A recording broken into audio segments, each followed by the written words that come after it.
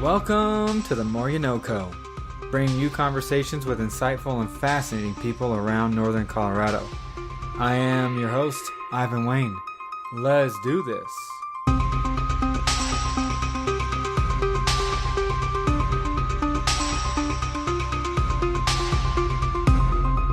Sometimes getting back up after a defeat is the hardest thing that we ask of ourselves. Chris Helwick put his career of being a decathlon athlete and attempting to compete for the U.S. team in the Olympics behind him after not qualifying for the Olympics on two separate occasions. That is, until recently. He is now on a fascinating journey with a new mission and a new hard-earned mindset. Tokyo 2020, look out for today's guest. Here's our conversation. Hello, listener. I sit here on campus at Colorado State. What is this, the field house? The Glenn Morris Fieldhouse. Glenn Morris Fieldhouse. Never been in here, but pretty cool. I sit here with Chris Helwick. So for listeners who are just dropping in, curious about who you are, what brings you to the show today? So I am a decathlete. And for those listeners who don't know what a decathlon is, that's 10 track and field events rolled into one. I was about to ask. We can go through them if you like, but just to give you a quick overview of who I am, I'm a decathlete. I'm a self-proclaimed born-again athlete. Okay. In my second career as an athlete, and I'm a Greeley, Colorado native. Awesome. Yeah. And so you attempted to join the United States Olympic team back in 2012? And 2008. And 2008. Yeah. And so I've seen your sort of documentary on your website. Mm-hmm. But let's walk listeners through. You spent a lot of time growing up, childhood. You said it started at 9 years old, actually, with track and field. That's right. And this built all the way up to it culminated into 2 attempts at the Olympics. Mm-hmm. Yeah, that's true. 9 years old was kind of like the beginning of my track and field career. My dad signed me up for a summer track program. It's called Caratrack. And I really instantly fell in love with track at that point. It was just a ton of fun. It's something I always did in the summertime. I had other friends who were part of the group. And high jump was really my thing. That's what I gravitated towards. And my track and field career, it really just progressed and accelerated throughout the years. In kind of like midway through high school, I started taking it a little more seriously. I started seeing track and field as something that I'd be doing for a while, something that I could do beyond high school. And it eventually got me a scholarship to go to the University of Tennessee, where I competed there for 4 years, had a great career. And then I continued it for 5 years after college as what we call a post-collegiate, which just means you're an Olympic sport athlete trying to make an Olympic team, trying to make a career out of your sport beyond college. And it's just a whole different ball game than in college. Yeah. So you get the opportunity to try out, but you don't make the Olympic team. That's correct. My first attempt was in 2008. It was my first year out of college. I was pretty fresh onto the scene of sort of this elite level of competition. And it was really stiff competition both years, but I finished 7th in 2008, trained for 4 more years to give it one more attempt in 2012, where I finished 5th in that meet.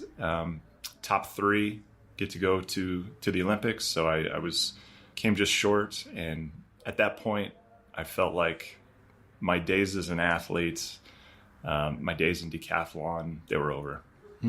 Why did you feel that way? Well, I'd been doing it for a very long time, I guess is kind of the short answer. And at the time, I was 27 years old when I finished my final decathlon in 2012.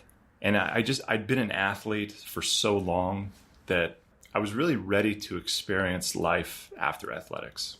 To be honest, I considered calling it a career the year before.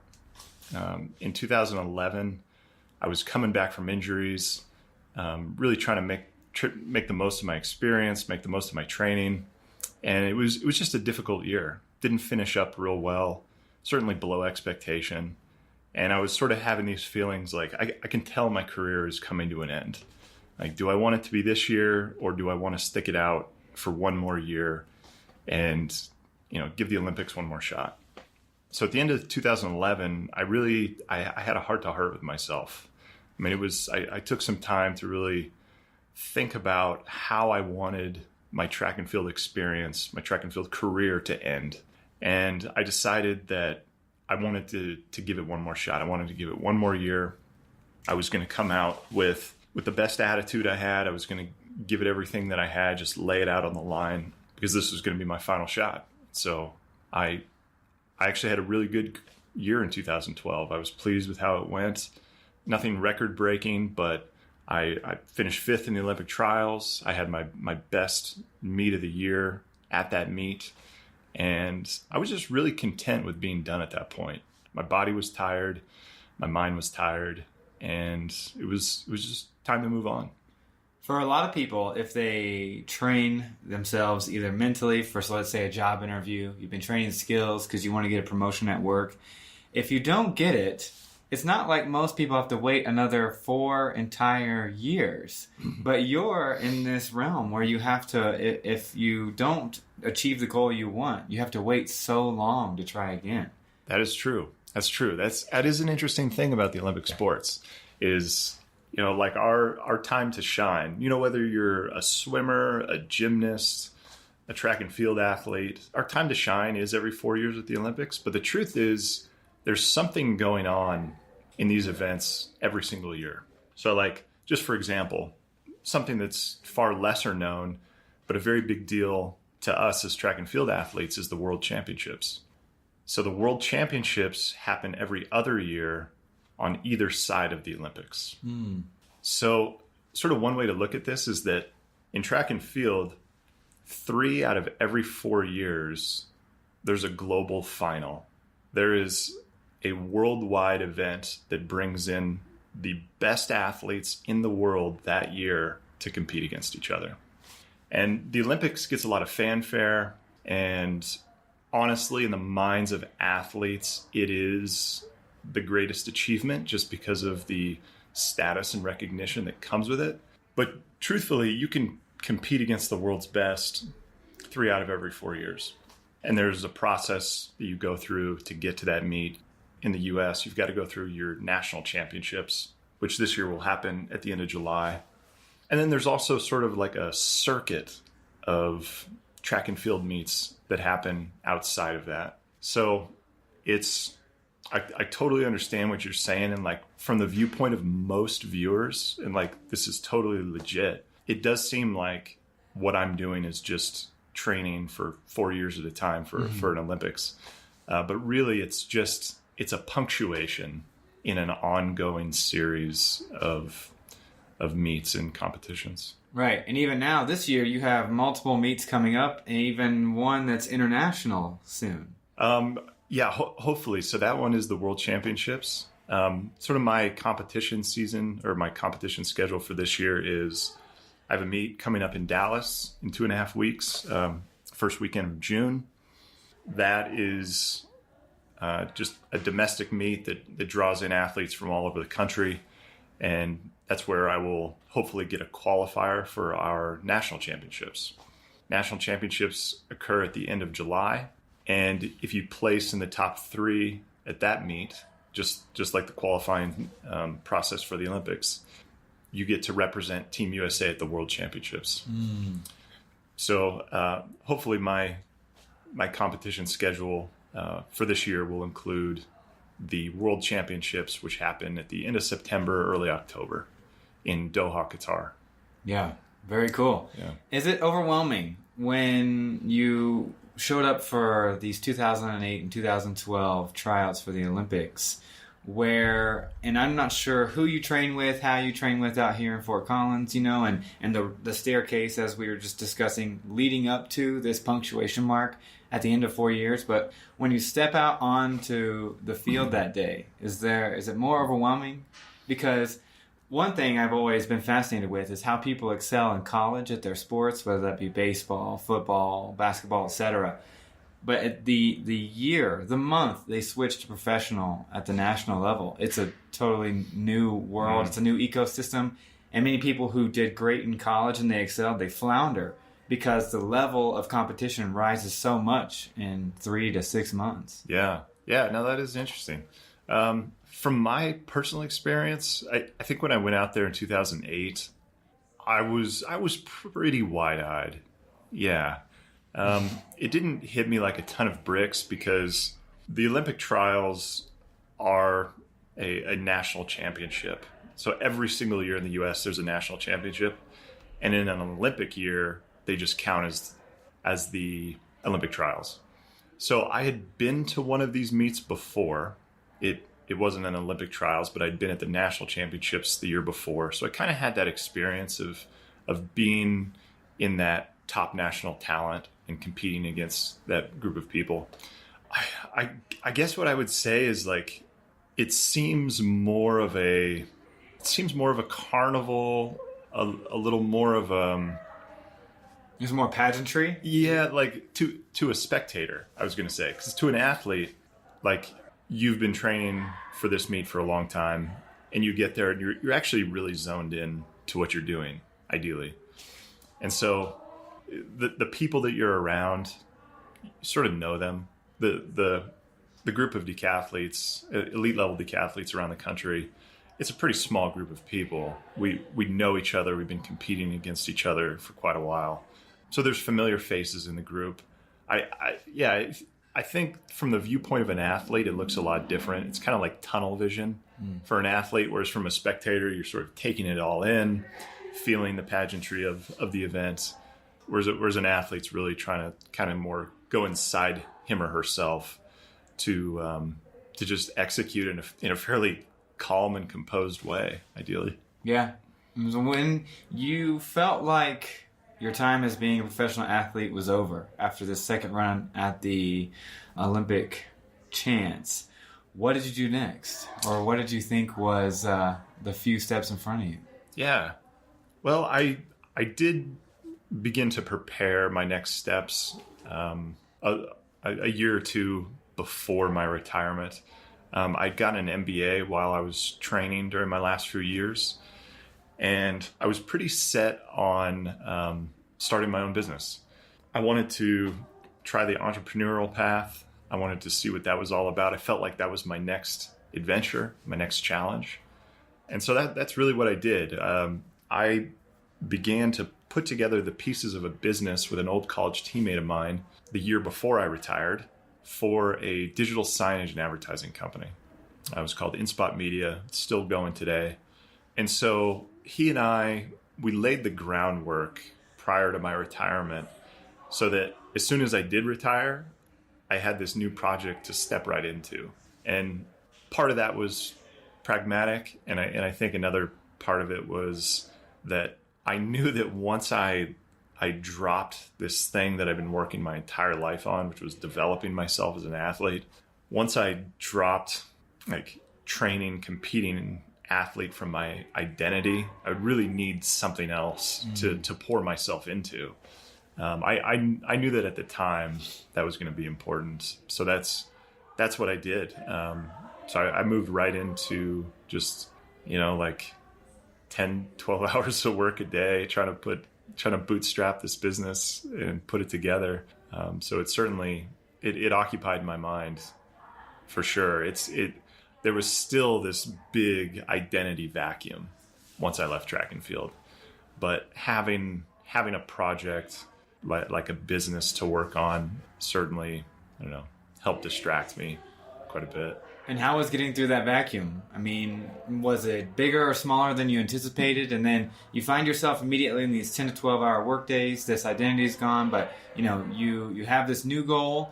How did you handle that over time and come to eventually accept it? Yeah, honestly, the vacuum was a lot bigger than I thought. It was huge.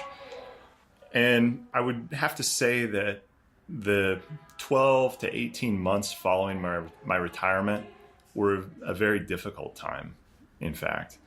even though I had something else to put my mind onto, to put my time and energy into, there was without a doubt a lot of seeking a new identity. I mean, things just changed so radically after I stopped training. For one, the physical activity diminished. I was still active, but it was no longer this like multi-hour daily pursuit to train your body. Now you're working in a much different way. And I don't know. It was kind of funny. Like, I think for the year and a half following my retirement, I was really looking for a new identity. And maybe I didn't think about it explicitly like that at the time, but there's no doubt that I was looking for what it was that I was all about. That's a good way to put it. Like, what am I all about now? Because I used to be all about training and being the best athlete that I could possibly be, hoping to be a decathlete. Like, now what am I working for? And it was just one thing that was interesting to me during that time period is that I'd moved back to Knoxville, Tennessee, where I went to college. So I was training in Winston-Salem, North Carolina, during the 5 years following college. And then once track was over, I moved back to Knoxville to start this business. So in Knoxville, like, a lot of people knew me as an athlete. I'd had a reputation there. And it was funny that when people would mention it, I would resist any sort of comments or compliments they made about my track and field career. And it was strange. Like, it didn't, it's like I wanted to distance myself from that identity. So when people tried to reinforce it on me, saying, "Hey, Chris, I heard you were a great decathlete," I would just kind of brush it off and ignore it, because I was like looking for something. I didn't want to revert back to that. Like, I knew it wasn't there for me. And I didn't want to get stuck in that mindset. So I was really looking for something else. Yeah. And that's just, I feel like I might be rambling a little bit here, but that's what we're here for. That was just kind of looking back, that was an interesting phenomenon. And I didn't really know what was happening at the time, but anytime somebody would make a mention of my track and field career, I just kind of, I resisted it. Yeah. Did you get to a point where you could look back with rose-colored glasses, be proud of what you did, be, still humble about your experience, but then you were able to embrace that former identity, but still feel good about what you were now doing? Yes, I was, for sure. And it took some time. Like I said, about a year and a half following my retirement was the most difficult. And then after that, your new life begins to solidify. You begin taking on interests and challenges that you never had before. Like, when I retired, I was amazed at all the things that I was interested in that I had no idea. It was like I had no time or energy to explore all these other things. And then once I retired, it was just like I had this blank slate that I could fill. I discovered I was into reading on a bunch of different subjects. I started like hiking and paddleboarding a lot. I took up watercolor painting for a while.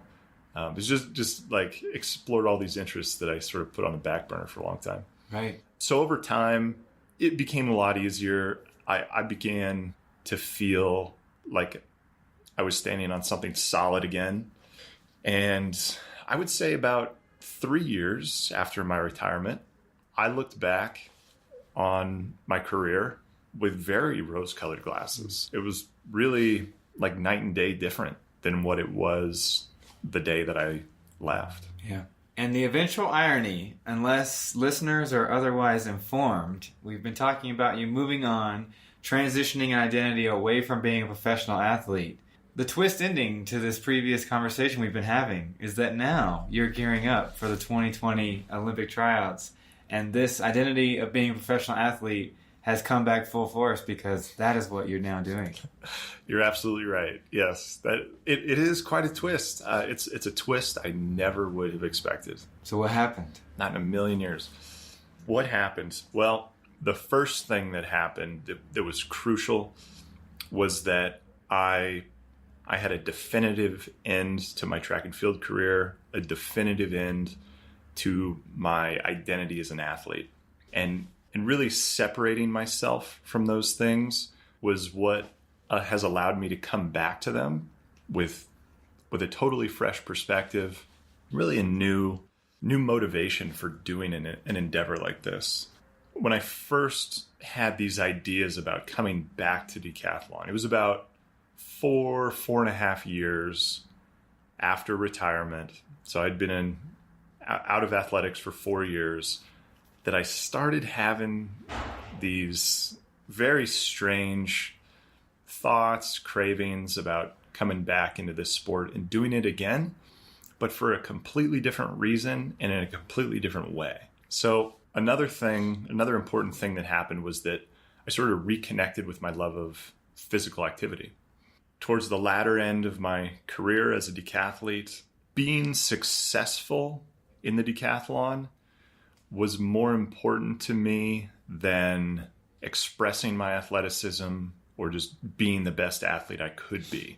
And unfortunately, I lost sight of what really is a powerful driver for any athlete, and that's his or her love of the sport, the love of the movement, the love of the challenge of getting better, getting stronger, getting faster.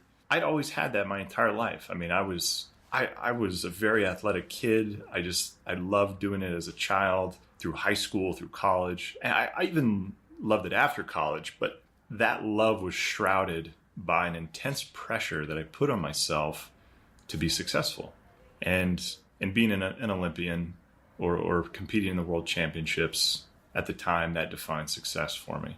And so falling short of that was very difficult. So in my last couple of years of competing, it was like I wasn't doing it with a lot of joy. And what happened 4 years after retirement was I really reconnected with that joy of physical activity, physical movement, just athletic expression, as I like to put it. And I really tapped into that. Like, I reflected on my experiences as an athlete. I finally had that separation where I could look back on my experiences and see them more objectively. And I realized that I was in a place both mentally and physically where I could without a doubt perform better than I ever had. And I felt that, like, having those two pieces in front of me, having the capability to be better than I ever had, and having the maturity to do it in a way that I could really be proud of, in a way that would bring essentially success no matter what the outcome was, I just couldn't ignore this opportunity. I just felt like I felt compelled, almost like I had no choice, but to come back into this very same arena that I'd been in for so long and do it again, but in a better way.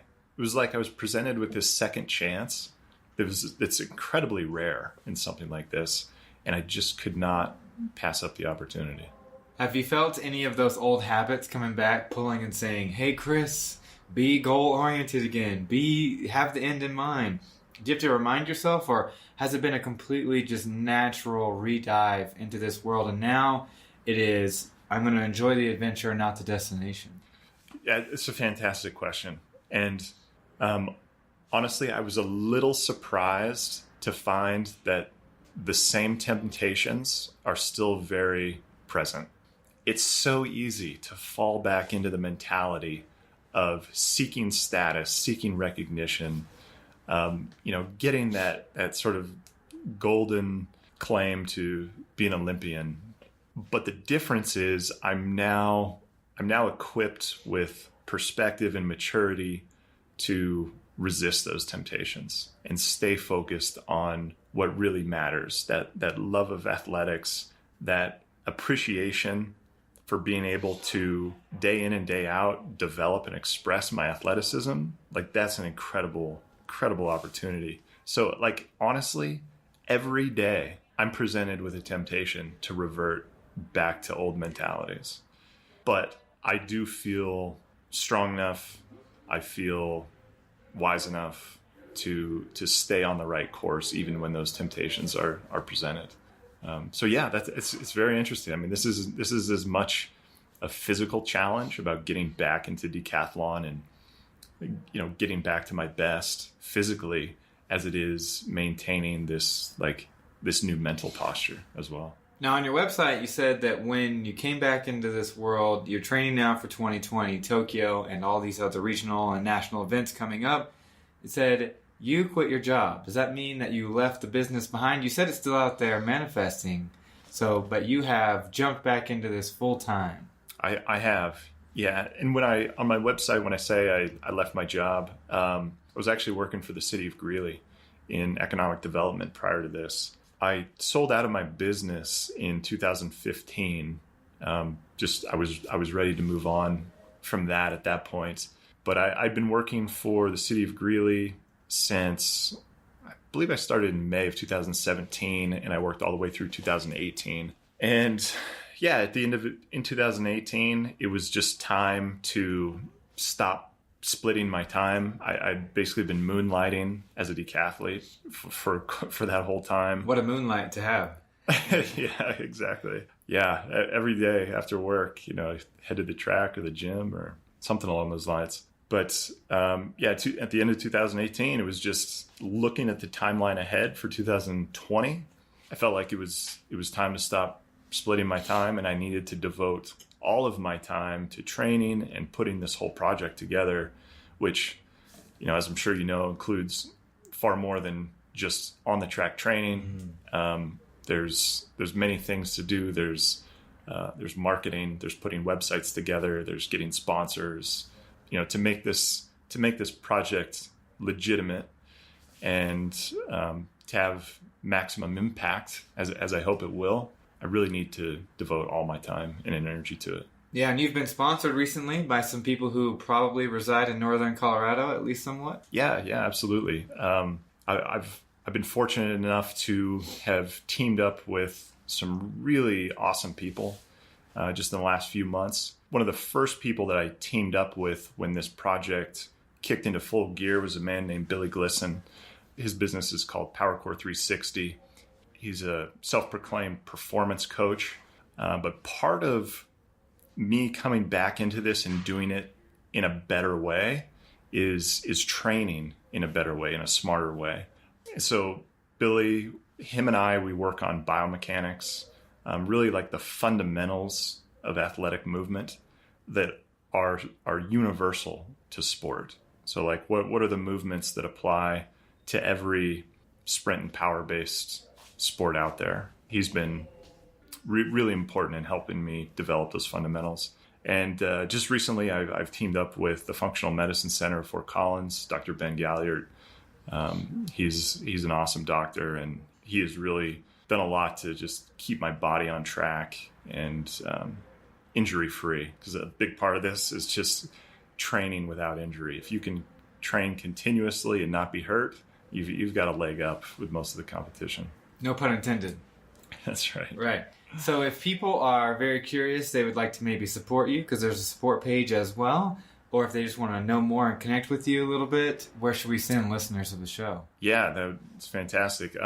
My website is the best place to go, chrishellwick.com.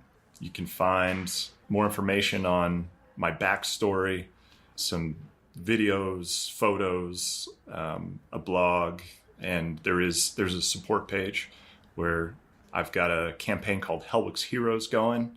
Hellwick's Heroes are just the awesome people in this community who support me in what I'm doing and just want to help me succeed. Awesome. Well, Chris, we wish you all the luck in the events you have coming up later this year and then next year in Tokyo. Thank you very much. Appreciate it.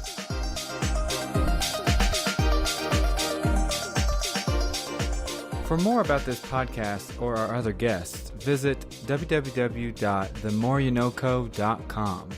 We have had so many wonderful conversations, you have to give the other episodes a shot. You never know what you're going to find.